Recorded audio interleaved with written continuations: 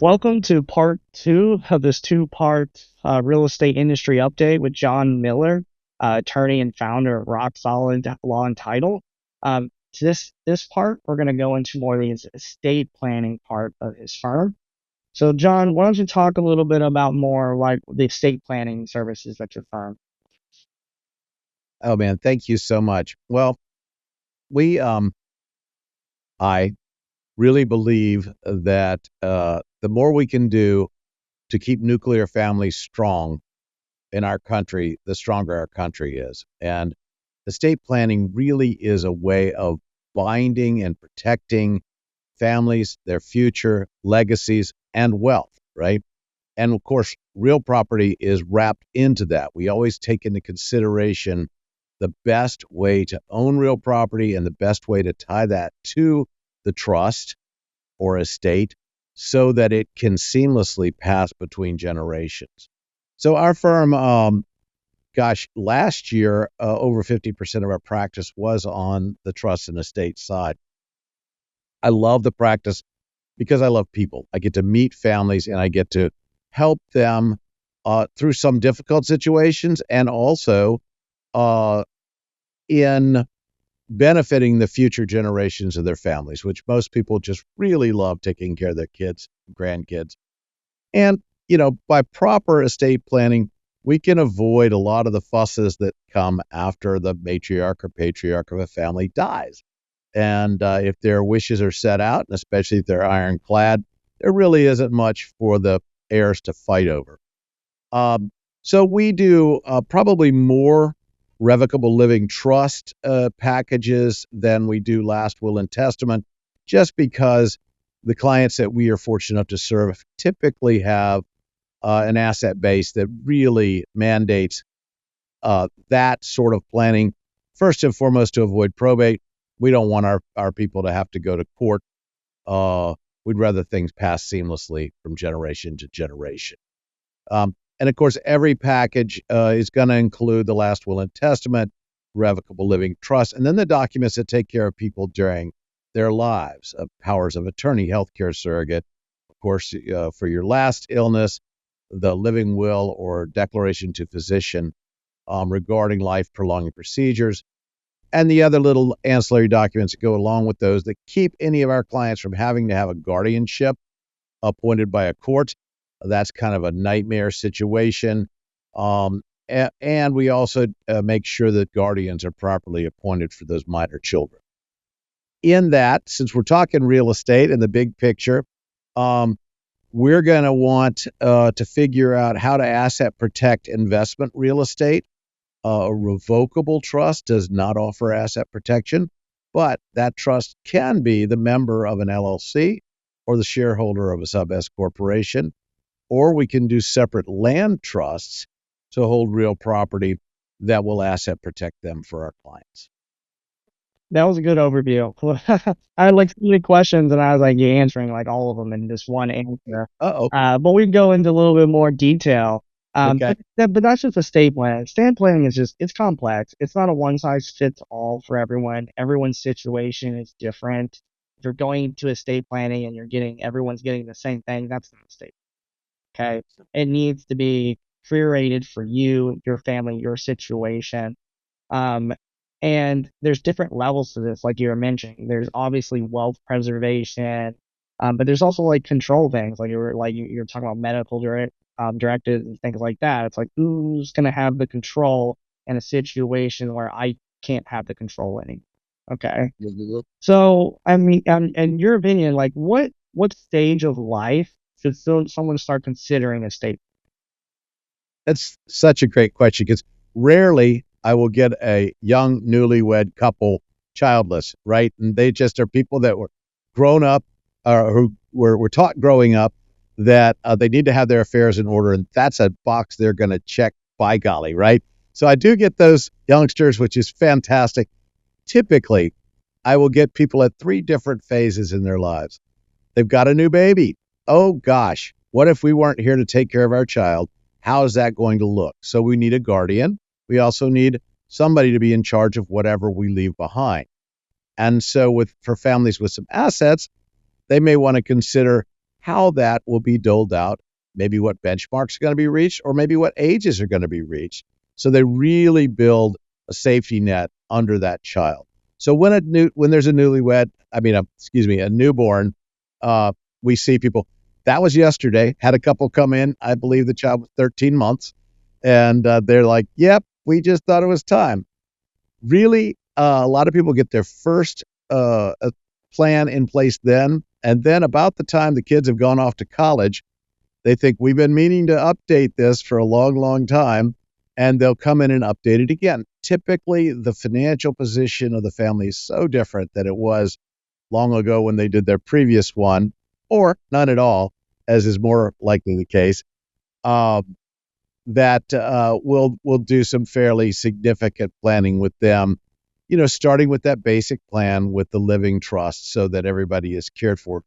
You know, we all want to protect we all want to benefit our kids. We want to protect our kids, and no 18-year-old really needs to inherit $1 million because Yeah. stats show it's gone, right? So we love to phase that in over time and make it become irrevocable after the parents die, so that the child doesn't lose it in the ill-advised first marriage when it comes to divorce, for instance, or to judgment creditors for something they did early in their lives, so that the money doesn't get to protect them. So then the last one is, and this is usually we did one when kids were little, and now we're at the end of our careers. We're either retiring or we're selling our business, and we really need to set up our plan for the future. And so that's the 50, 60 something client who we candidly have a predominance of, who have a reasonable amount of wealth.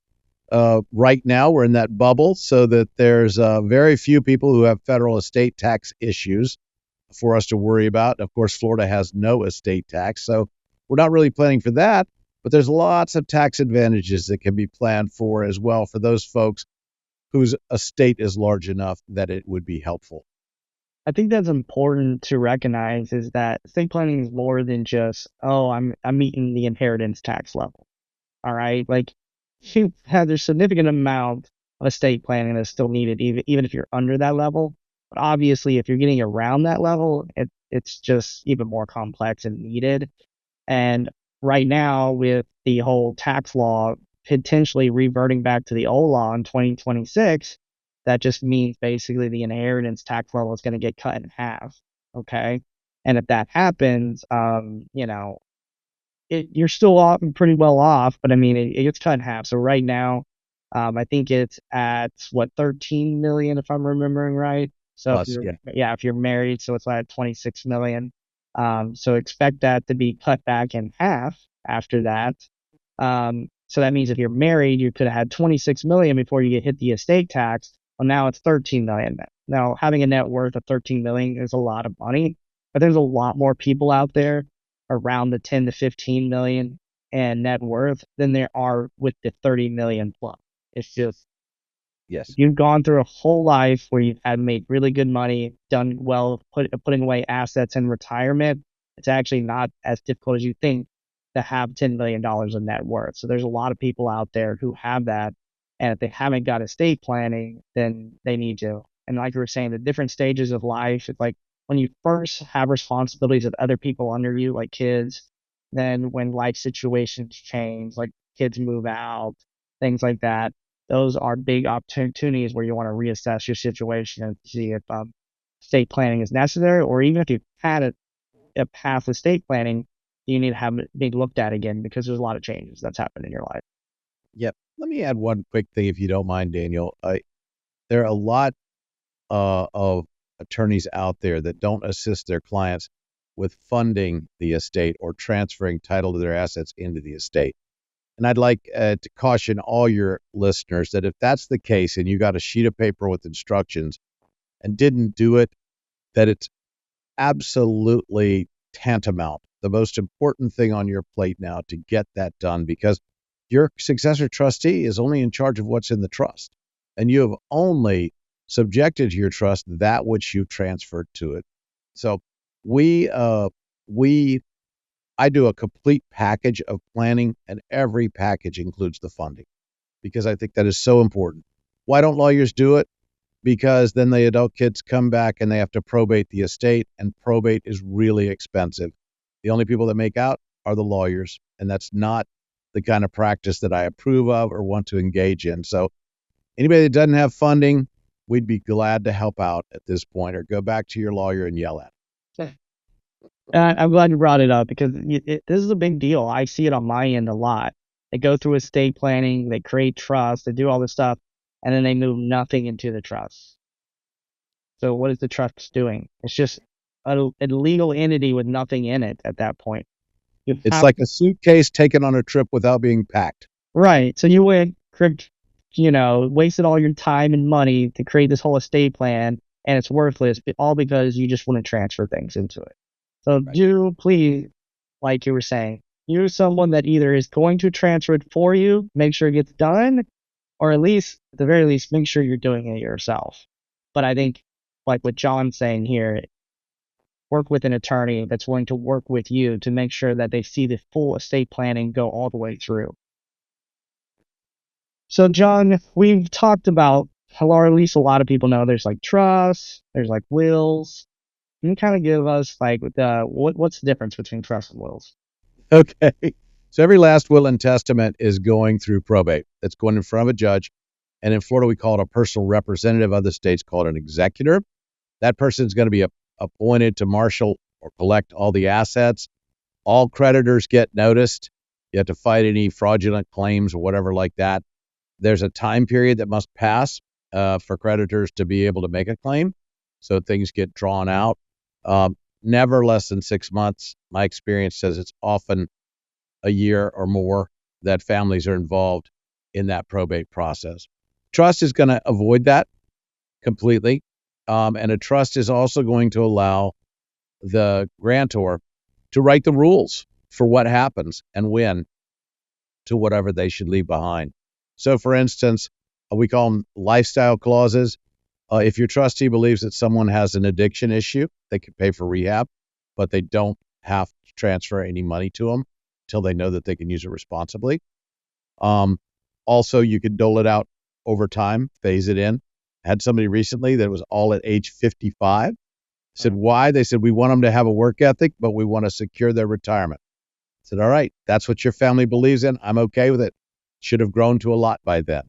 So hopefully with families like that, you're also using some of the great legal tax avoidance strategies of, for instance, putting an insurance policy into a trust or other vehicles into a trust that can grow tax-free over time to be distributed either to the next generation or in many instances to the one after that.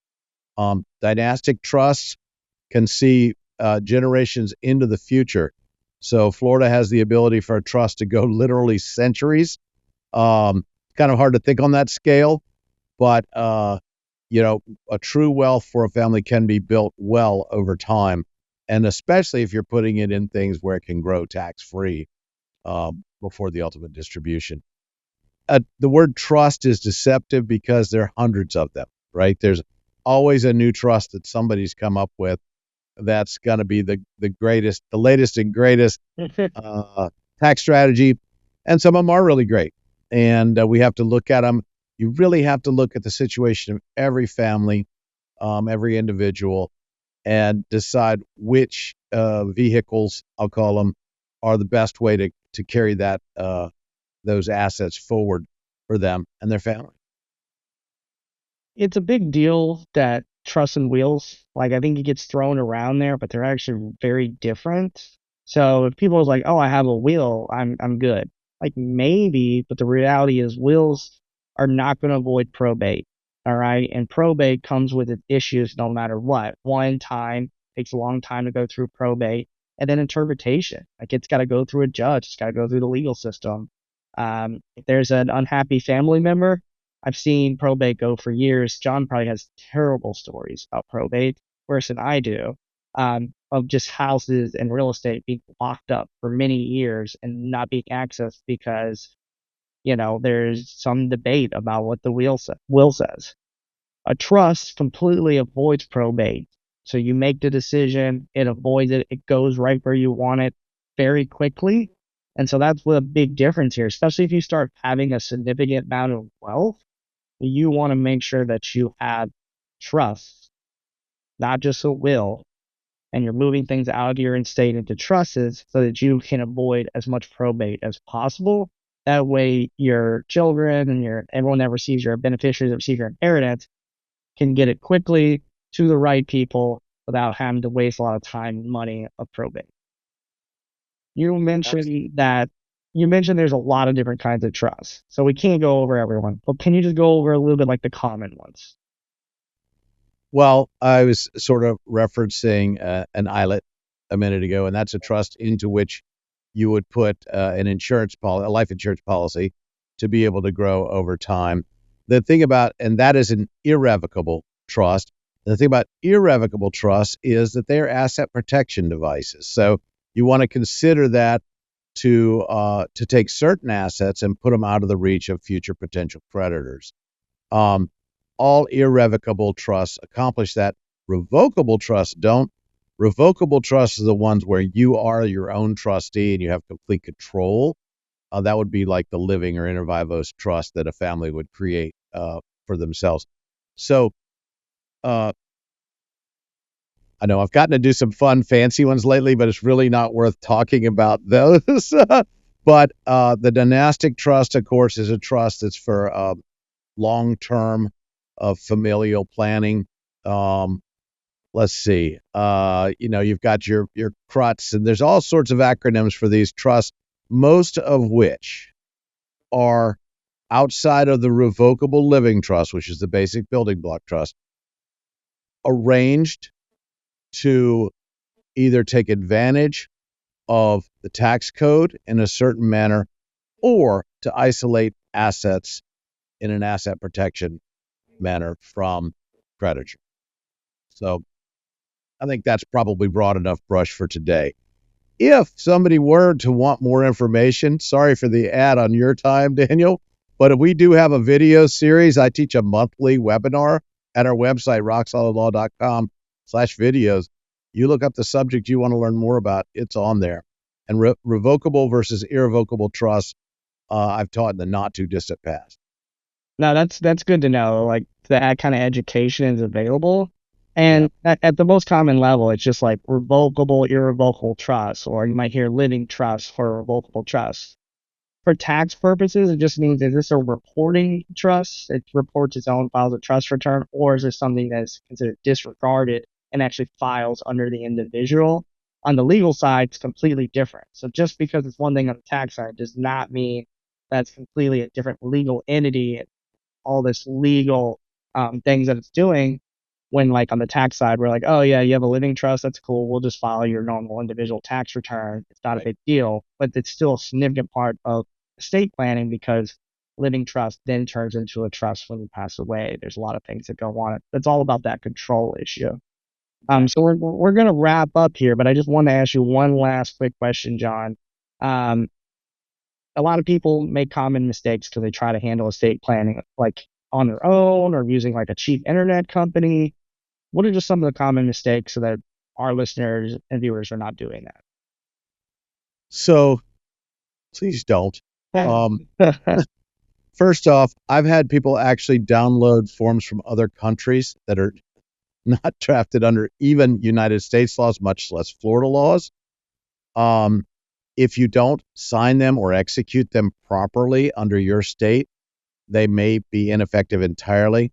The law of Florida is that if you have an unsigned will lying around, the court presumes that you wanted the opposite of it, and the reason you didn't sign it was it doesn't reflect your wishes. People often say, "Look, we've got an unsigned will. This is what he wanted." That's not what the court's going to look at. That's almost worse than intestate. Um, and you could draft something in there that words are our game, right? So we have to use exactly the right words. And if you don't use exactly the right words, you leave ambiguity, which means it's going to go in front of a judge and somebody can sue somebody and make them try to figure it out. I was thinking of I hope I'm pretty clear on that. If not us, go to somebody that knows what they're doing. You do what you do well. Let us do what we do well, just like Daniel does what he does well, right? I was in a shop, I'll call it, this morning, and a Leonard Skinner song came on.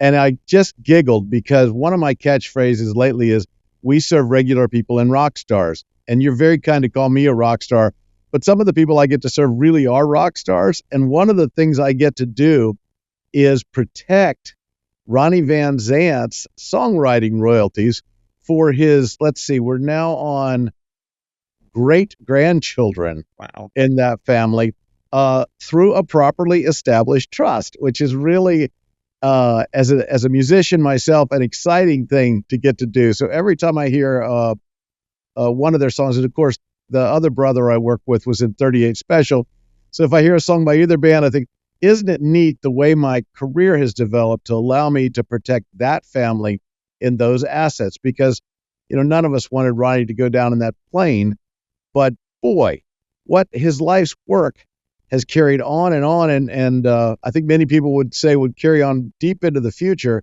and all those royalties should go to his blood kin, as they like to say, and we think it's an honor to be able to work on that. I forget which song it was I heard this morning. It wasn't Freebird or Sweet Home Alabama, because those are the ones I hear most often. So there's a different one today. Good old Anyway, Freebird. No, that's yeah, sweet, John. I mean, knowing that, you can be someone that has a generational impact on your family, and just by the right legal estate planning, now your kids and your grandkids and their kids can basically be financially secure. And you don't even have to worry. You, like you said, can be passed away for many years, and you still have financially secured your entire family because of something right. you did today. And all it just needed was just the right planning and the right attorney, and you get that set up for you. Absolutely. Thank you for tuning in today's episode of part 2. So make sure you watch both parts. If you did not watch the first one, go back and listen to it. Hope you found our discussion insightful and valuable. If you enjoyed this episode, please subscribe, as we produce frequent videos related to real estate. Thanks again to John for joining us. You can reach out to John Miller at Rock Solid Law and Title for any real estate and estate planning needs. His contact information will be included in the information section. Join us next time for more expert insight and tax strategies to help you maximize your real estate investments.